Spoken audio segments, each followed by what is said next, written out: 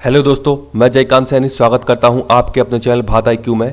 हम डिस्कस कर रहे हैं राजस्थान पत्रिका न्यूज़पेपर जयपुर एडिशन 10 दिसंबर। तो बने रहिए इस वीडियो में साथ अंत तक।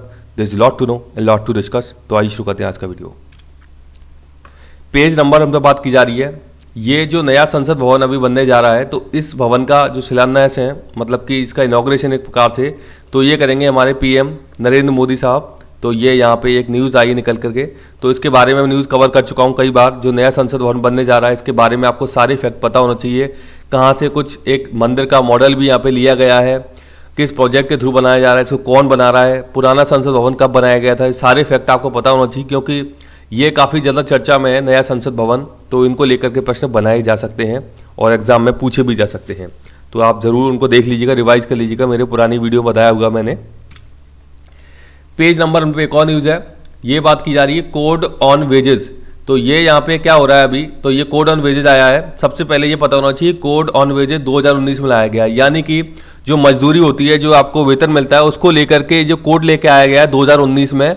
यानी कई सारी चीज़ें उसमें जो डिफरेंट कानून जैसे होते हैं, उनको एक कोड में डाल दिया है। इसको हम बोलेंगे कोड ऑन वेजेस। तो कई सारी चीज़ों को एक जगह डाल दिया है कोड ऑन वेजेस में। अब इसे बता रहे हैं ये कि इसके तहत क्या होगा, ग्रेच्युटी और जो वो है आपका PF, इसमें आपका अंशदान बढ़ जाएगा। PM नहीं है, ये PF है। तो ग्रेच्युटी और PF में आपका अंशदान बढ़ जाएगा। तो इससे होगा क्या, जब भी आप रिटायर होते हैं तो यहाँ पे आपको अब ज़्यादा पैसा मिलेगा इसके होने के कारण। परंतु दिक्कत क्या हो सकती है कि आपके हाथ में कम पगार आएगी, यानी कि आपको इन कैश तो कम मिलेगा पर आपके डिडक्शन ज़्यादा बढ़ जाएंगे ये कोड ऑन वेजेस आने के कारण। तो आपको रिटायरमेंट पे एक अच्छा खासा मोटा अमाउंट मिल सकेगा। तो ये यहाँ पे निकल के आया है इस कोड ऑन वेजेस 2019 में। तो इसके बारे में आपको आइडिया होना चाहिए। पेज नंबर में बात की जा रही है, ये बात की जा रही है लेखक, कवि और पत्रकार, इनका अभी निधन हो गया। इनका नाम है मंगलेश डबराल। तो इनके बारे में पता होना चाहिए। लेखक भी थे, कवि भी थे और एक पत्रकार भी थे, मंगलेश डबराल। तो कोरोना से संक्रमित हो गए थे, इसके कारण इनका निधन हो गया। तो ये यहाँ पे न्यूज़ कवर की गई है इनके बारे में। हिंदी के प्रख्यात लेखक थे ये। पेज नंबर में बात की जा रही है, ये सफल रही है QKD संचार पद्धति। QKD संचार पद्धति है क्या, ये है क्वांटम की डिस्ट्रीब्यूशन टेक्निक। क्वांटम की डिस्ट्रीब्यूशन टेक्निक है, इसे विकसित किया है DRDO ने, यानी कि डिफेंस रिसर्च ऑर्गेनाइजेशन है ये। तो ये एक सुरक्षित कम्युनिकेशन की तकनीक है, यानी कि डिफेंस में इसको यूज किया जाएगा। क्वांटम की डिस्ट्रीब्यूशन पता होना चाहिए क्या है क्वांटम की डिस्ट्रीब्यूशन। जो हम कम्युनिकेशन करते हैं वो उसको सिक्योर बनाने के लिए ये तकनीक को विकसित किया है DRDO के द्वारा। तो डिफेंस में इसका इस्तेमाल होगा ताकि उनका कम्युनिकेशन है वो पूरी तरीके से सिक्योर रहे, सुरक्षित रहे। तो ये अच्छी बात है, नए डेवलपमेंट किए गए हैं। पेज नंबर 5 में बात की गई है, ये अभी आपको पता होगा जिला परिषद के अंदर इलेक्शन हुए राजस्थान के अंदर कई जगह। तो वहाँ पे जिला प्रमुख अभी चुन करके आएंगे। तो मेरा आपसे यहाँ पे प्रश्न है कि ग्राम पंचायत लेवल पर जो पॉलिटिकल एक प्रकार से हेड होता है वो सरपंच होता है। अब वहाँ पे जो प्रशासनिक कर्मचारी अधिकारी जो होता है, सरकार की तरफ से नियुक्त किया जाता है ग्राम पंचायत लेवल पर, वो कौन होता है, कमेंट बॉक्स में बताइए। इसी प्रकार से पंचायत समिति लेवल पर जो पॉलिटिकल यानी कि राजनीतिक हेड होता है वो कौन होता है, प्रशासनिक हेड कौन होता है पंचायत समिति लेवल पर। और जिला परिषद लेवल पर राजनीतिक प्रमुख होता है यहाँ पे कौन, जिला प्रमुख। और इसी के साथ जो प्रशासनिक प्रमुख और प्रशासन की तरफ से नियुक्त किया जाता है वो कौन होता है। इन तीनों के मेरे को उत्तर आप कमेंट बॉक्स में कमेंट करके जरूर बताइए, क्योंकि ज़्यादा चर्चा में चल रहे हैं ये भी सारी की सारी चीज़ें, इनके बारे में आपको आइडिया होना चाहिए। पेज नंबर 9 पे बात की जा रही है, यहाँ पे किसान को लेकर के कुछ यहाँ पे चीज़ें बताई गई हैं कि देश का हर किसान 1 लाख का कर्जदार है। तो ये कुछ यहाँ पे न्यूज़ रिपोर्ट निकाल के लेके आए हैं। तो मैं आपको बता दूं कि जो एग्रीकल्चर है, बेसिकली हमारी GDP है, वहाँ पे 3 मेजर सेक्टर हैं, एग्रीकल्चर, मैन्युफैक्चरिंग और सर्विस सेक्टर।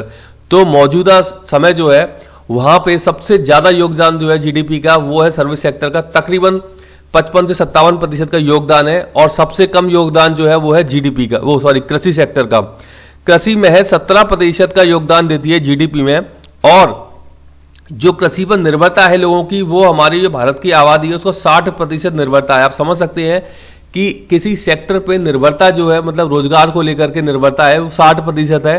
पर वहाँ से जो इनपुट आ रहा है GDP में वो महज 17% है। तो कितनी वीकनेस है, क्या कमजोरियां हैं, मतलब जो इस प्रकार की चीज़ें देखने को मिल रही हैं। तो ये एक बड़ी ही पता नहीं क्या, मतलब इसमें कई सारी कैलकुलेशंस होते हैं, कई सारी कॉम्प्लेक्सिटी हैं। लेकिन ये चीज अच्छी नहीं है, क्योंकि कृषि सेक्टर से हमारा योगदान अच्छा होना चाहिए था जीडीपी के अंदर, परंतु ये है नहीं। इसके अलावा भारत में सीमांत व छोटे किसान होते हैं, ये सबसे ज्यादा है। जितने भी भारत में किसान है टोटल, उनमें से 88% किसान कौन है, जो सीमांत और छोटे किसान है। सीमांत और छोटे किसान कौन होते हैं? ऐसे किसान जिनके पास 2 हेक्टेयर से कम भूमि होती है, उनको हम बोलते हैं सीमांत व छोटे किसान। तो सबसे ज्यादा फोकस देने की बात इन्हीं के ऊपर चलती है, क्योंकि ये कहीं ना कहीं मतलब मजबूर रहते हैं, मजदूरी करने के लिए लाचार रहते हैं लोगों के लिए। तो ये सबसे छोटे किसान हैं, इनकी स्थिति बहुत ही खराब रहती है, और इसी को लेकर के बताया गया है कि प्रत्येक किसान पर 1 लाख रुपए का कर्ज है। पूरे देश भर के अंदर ये चीजें बताई जा रही हैं, जो कि अन्नदाता है भारत के अंदर हमारा किसान।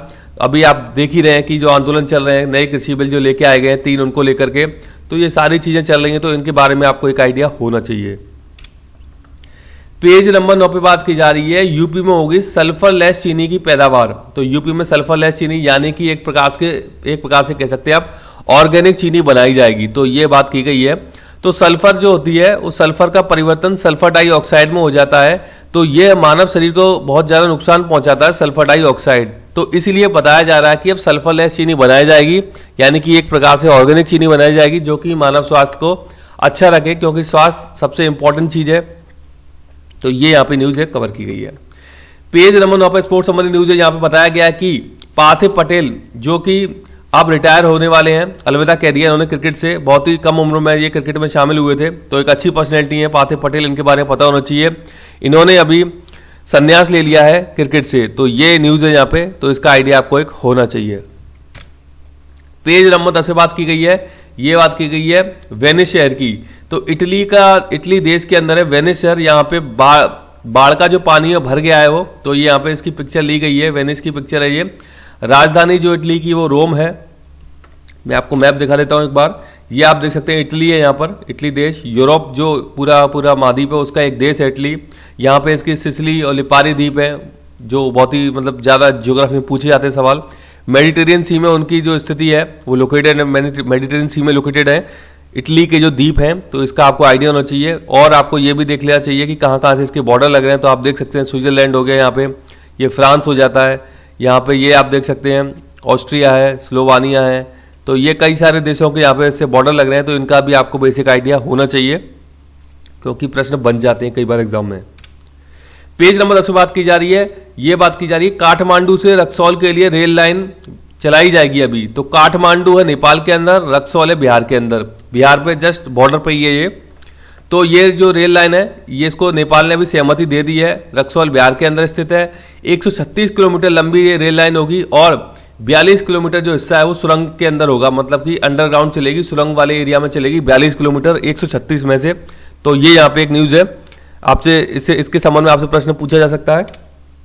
ये आप देख सकते हैं, ये है नेपाल, यहाँ पे काठमांडू, और यहाँ से इस प्रकार से रक्सौल, ये बिहार का बॉर्डर पे ये एरिया है रक्सौल। तो यहाँ के लिए रेल लाइन जो ये इसको सहमति मिल गई चलाने के लिए, तो अच्छी बात ये होगी कि अब यहाँ से बहुत सारा सामान आप और बहुत सारे पैसेंजर्स इस प्रकार से जा सकते हैं। तो ये अच्छी बात हो जाएगी कि इस प्रकार से रेल जो चलाई जा रही है, तो अच्छी खबर है। आप देख लेते हैं वन वर्ड सेक्शन जो हमारे इंग्लिश लैंग्वेज का है। तो यहाँ पे क्वेश्चन है someone who Yeats a lot of food, ये प्रश्न है एलडीसी ग्रेड एग्जाम में 2016 में। तो यहाँ पे इसका सही उत्तर है 1 यानी ग्लूटोन। आप याद रखिएगा, बहुत ही अच्छा शब्द है ग्लूटोन, यानी कि इसको बोलते हैं पेटू, चटोरा, इस प्रकार से वर्ड आते हैं हिंदी में, जो कि बहुत ज्यादा खाना खाता है, उसको हम बोलते हैं ग्लूटोन। अब फूडी क्या होता है? जो खाने के शौकीन जो लोग होते हैं उनको हम फूडी बोल देते हैं। ग्रीडी पर्सन कौन होता है? जो लालची व्यक्ति होता है उसको ग्रीडी पर्सन बोलते हैं। रेगुलर डिनर क्या होता है? जो रेगुलर नियमित एक डिनर होता है, रात को खाने वाला जो भोजन होता है उसको हम डिनर बोलते हैं। तो ग्लूटोन इसका आंसर है। इसका मतलब है पेटू, चटोरा, हिंदी में बोल सकते हो आप, बहुत ज्यादा खाना खाता है वो बंदा। दूसरा है the art of beautiful writing by hand is called. ये 2016 में मध्य प्रदेश पीएससी जो है वहां पे ये प्रश्न पूछा गया है वन सेवा में। तो जो लिखने की अच्छी कला है उसे हम क्या बोलते हैं? जो आर्ट है लिखने की, बहुत ही सुंदर आर्ट, उसको हम बोलते हैं। इसका सही उत्तर है 3 यानी कैलीग्राफी। याद रखिएगा, अच्छा वर्ड है कैलीग्राफी, मतलब सुलेख लेखन, अच्छी लिखने की जो कला है उसको बोलते हैं। राइटिंग इसमें अच्छी होती है, आपके वर्ड प्रॉपर रहते हैं। बिब्लियोग्राफी क्या होती है? संदर्भ सूची। आप कभी कोई आर्टिकल, कोई बुक लिखने जाते हैं तो आप वहां पे एक संदर्भ सूची, एक लिस्ट बनाते हैं कि मैंने ये फलानी फलानी इतनी सारी बुक पढ़ी थी, उनसे वहाँ पे कुछ रेफरेंस लिया है, तो आप बिब्लियोग्राफी बनाते हैं, एक संदर्भ सूची, एक लिस्ट बनाते हैं, उनका नाम वहाँ पे डाल देते हैं, इसको बोलते हैं बिब्लियोग्राफी। एंटोमोलॉजी क्या होता है? कीटों के विज्ञान को हम बोलते हैं एंटोमोलॉजी। टेक्सोनॉमी क्या होता है यहाँ पे? तो टेक्सोनॉमी होता है साइंटिफिक जो वर्गीकरण होता है, हम इसे क्लासिफिकेशन बोलते हैं, यानी कि वर्गीकरण की वैज्ञानिक जो प्रक्रिया है उसको हम बोलते हैं टेक्सोनॉमी। तो आपने साइंस में वर्ड सुना होगा ये टेक्सोनॉमी, तो इसको क्लासिफिकेशन भी बोल देते हैं, लेकिन ये साइंस की एक प्रक्रिया है, मतलब विज्ञान के क्षेत्र में, तो इसका मतलब है ये है टेक्सोनॉमी। अच्छा वर्ड है ये भी। प्रश्न है that which can be eaten is called. ये प्रश्न मध्य प्रदेश लोक सेवा आयोग राज्य वन सेवा में 2016 में पूछा गया है कि जो खाया जा सकता है उसे क्या बोलते हैं। इसके लिए वर्ड है, इसका सही उत्तर है दो, यानी कि एडिबल। जिसे हम खा सकते हैं उसके लिए प्रॉपर वर्ड है एडिबल। ये आपको ईटेबल से कंफ्यूज कर सकता है यदि प्रश्न पूछने को आ जाए तो। ईटेबल इसका सही उत्तर नहीं होता है, एडिबल जो खाने के लिए योग्य है, जो खाया जा सकता है, उसको एडिबल प्रॉपर वर्ड है उसके लिए। लेजिबल क्या होता है?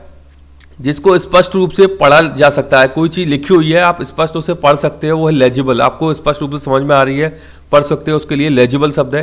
क्रेडिटेबल है जिसपे आप थोड़ा भरोसा कर सकते हो, विश्वसनीय पर्सन है, क्रेडिटेबल है वो पर्सन हम बोलते हैं उसे।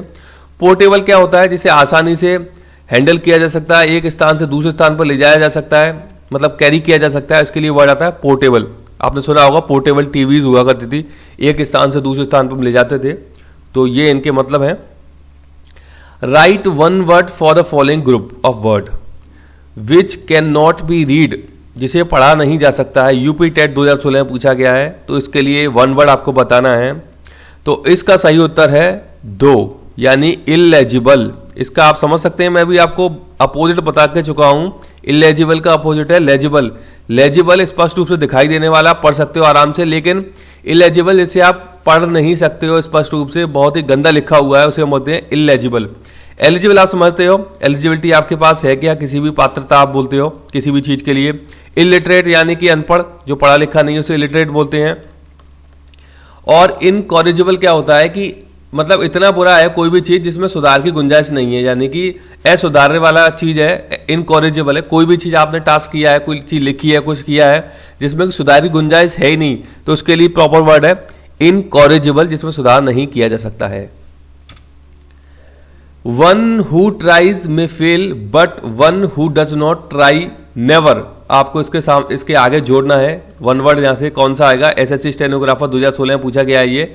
तो जो मतलब कोशिश करता है, वन हु ट्राइज में फेल, वो फेल हो सकता है, लेकिन जो ट्राई ही नहीं कर सकता है तो वो कभी भी क्या नहीं होगा? तो इसका सही उत्तर है 3, यानी कि कभी सक्सीड ही नहीं होगा, वो कभी सफलता उसे प्राप्त ही नहीं होगी। जो कोशिश ही नहीं करेगा सफलता प्राप्त हो ही नहीं सकती है उसे। भाई ट्राई करने वाला फेल ही तो हो सकता है, लेकिन जो ट्राई करेगा ही नहीं तो उसे ना सफलता मिलेगी ना विफलता मिलेगी, कुछ मिलेगा ही नहीं उसे। तो यहाँ पे एक वर्ड है प्रॉस्पर, यानी कि आपका मतलब कि आपका विकास होना, समृद्धि होना आपकी, प्रॉस्पर, ये अच्छा वर्ड है प्रॉस्पर भी एक। गेन कुछ फायदा हो जाना, प्रॉफिट लॉस में गेन होता है, जैसे कि सक्सेस आपको कोई सफलता मिल जाना, लेकिन यहाँ पे जो प्रॉपर वर्ड आएगा वो आएगा सक्सीड्स।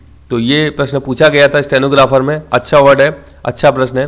तो मुझे आशा है कि सेक्शन आपको अच्छा लगा होगा। यदि वीडियो आपको अच्छा लगा है तो जल्द से लाइक करें, शेयर करें, सब्सक्राइब करें, ताकि और भी लोग इस प्रकार की वीडियो का फायदा उठा सकें। आप मुझे अपने सुझाव कमेंट बॉक्स में या मुझे ईमेल भी कर सकते हैं। इसी के साथ धन्यवाद, मिलते हैं अगली वीडियो में।